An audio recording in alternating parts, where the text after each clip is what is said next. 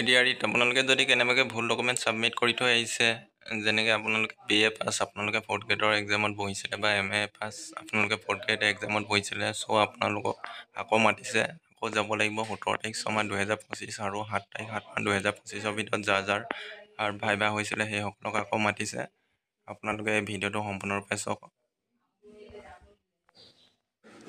গতিকে আপোনালোকে পুনৰাই ভাইভা দিবলৈ যেনেকৈ আপোনালোকৰ হাতত যি ডকুমেণ্টছ লৈ গৈছিলে, আকৌ আপোনালোকে সেই ডকুমেণ্টছ লৈ যাব লাগিব। গতিকে এই ভিডিঅ'টো আপোনালোকে ভালকৈ চাওক আৰু কিবা যদি জানিবলৈ বিচাৰে মোক মেছেজ কৰক।